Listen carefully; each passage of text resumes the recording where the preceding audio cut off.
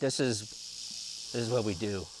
I mean, we got you can't understand anything about your study animal, I think, in many cases, without being in the field, looking at them, knowing where they hang out, knowing what they do. Really, keeping your eyes on the ground, keeping your eyes open is one of the best ways to learn about your study animal. For Dr. Brian Smith, an associate professor at Black Hills State University, and his team of field students, those study animals consist of the various reptiles and amphibians found in the Black Hills.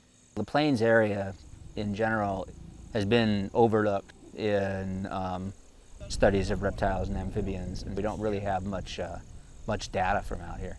What we're trying to do is look at the broad picture across the hills. We're not looking at abundance or anything like that. What we're trying to do is fill in the overall distribution of reptiles and amphibians across the Black Hills. Dr. Smith's study is funded by the State Game Fish and Parks, and it takes him and his team all across the area, from high altitudes up in the hills down to lower wetlands.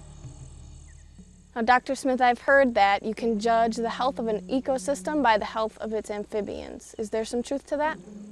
Yeah, amphibians in general will pass water through their skin relatively rapidly. It's as if a frog is sort of made of water, if you want to think of it that way, because it evaporates off their skin. They pull it up from the pond as it evaporates away. That means the water is constantly going through the body of that frog.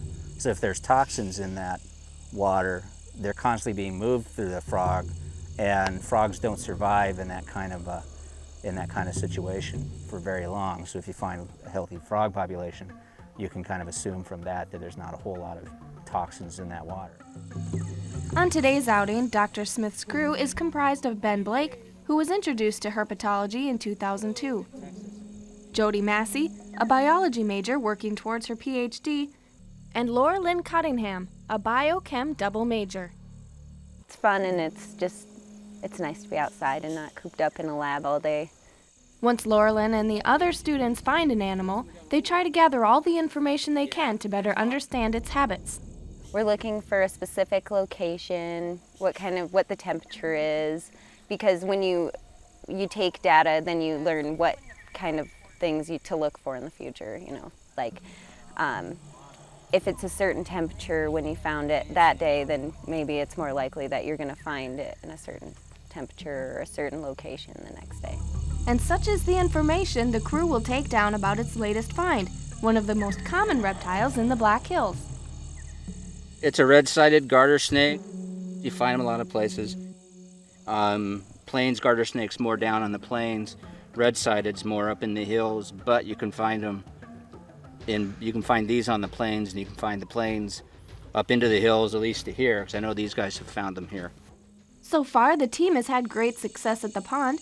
They've collected data for a leopard frog, a turtle, and now a red-sided garter snake. But Dr. Smith and his crew don't spend all their time searching wetlands. They also head high into the hills looking for another reptilian resident.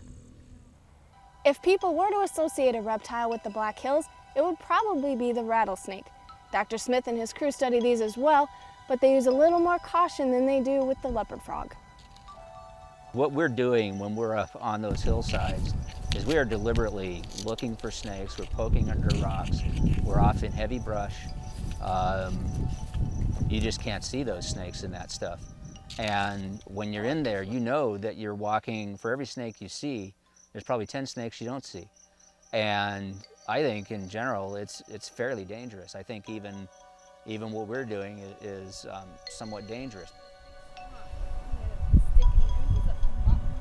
Watch yourself. Okay.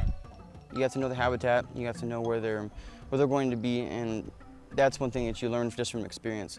After going out and survey after survey, you get to really know just right where the right places where they're going to be. And so what you need to do is you have to always just keep looking down, for rattlesnakes, and you just have to be careful because they don't always rattle. In any area you want to watch where you put your feet, but here especially, you never want to put your feet anywhere where you can't see. You never want to put your hand anywhere, somewhere where you can't see. That's why I always use these sticks for turning over boulders, for looking under logs. You never want to put your hand down there. You know, and it's funny, the longer that you work on something like this, the more alert you are. You'll see something move out of the corner of your eye, and it might be a mammal, it might be a stick, but you'll freeze and you'll look. And that's, you know, you're thinking about, what am I seeing? You know, is there anything moving in the grass? Where am I putting my feet? Am I putting myself in danger? Am I going to roll down the hill? It's the combined experience of both professor and students that make the following encounter a safe and beneficial one. He's still back under there. All I see is part of his side. Oh, yeah, Jody, I'm gonna try it. Oh, there he is. Yep. I see his head. Am I anywhere close to There's him? no hole at all, so he's just sitting in the corner. Up more over here? Go under there. This side, yeah? What do you mean if we see, look? I know. Oh yeah, he's right there. And his head's poking out too. There he is. Okay, we got him. All right. Come here. Reptiles, you know, I mean, people could come up with all kinds of reasons why they're either useful or important. I mean, they're a control on a lot of small rodent populations. A lot of people in South Dakota that have ranches and that have farms realize this. There's a lot of misconceptions of basically how rattlesnakes are out to attack you, and if you're in the woods, they sort of come after you, and there really aren't that many snakes that'll do that, and rattlesnakes definitely won't. And the rattlesnakes will never come after you. Basically, you have to kind of step on them or get up real close to them before they will strike at you. I think the main thing about snakes is that they're misunderstood. I know a lot of people that will go out of their way to squish them on the roads, and you know, there's a lot of misconceptions that, like Ben was saying earlier, that they'll come after you, they're trying to attack you. Like the rattlesnakes here, they just want to get away from you. You know, if you're poking them and you're, you know, harassing them, of course they're going to defend themselves. But if you keep your distance, they're going to leave. You know, they're just going to try and get away.